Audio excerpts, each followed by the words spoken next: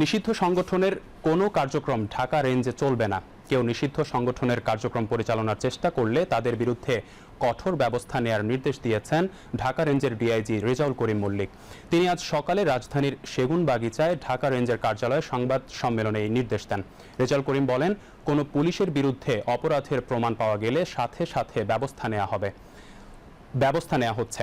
অপরাধী বা অধীনস্থ পুলিশের কোনো অপরাধ হলে তা সরাসরি শুনে ব্যবস্থা নেওয়া হবে।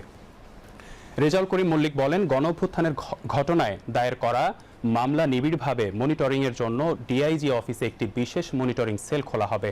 মনিটরিং সেলে তিনি নিজেই প্রত্যেকটি মামলার বাদী, ভুক্তভোগী, গণঅভ্যুত্থানের শহীদ ও আহত পরিবারের সদস্যদের সঙ্গে কথা বলবেন এবং আইন অনুযায়ী ব্যবস্থা নেবেন।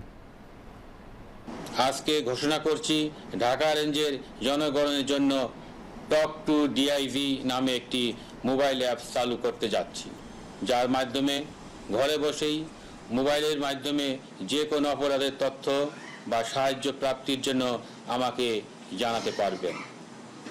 অ্যাপসে যারা তথ্য দিবেন অবশ্যই তথ্যদাতার পরিচয় আমরা গোপন রাখব। যে কোনো ধরনের চাঁদাবাজি কঠোর হস্তে দমন করা হবে।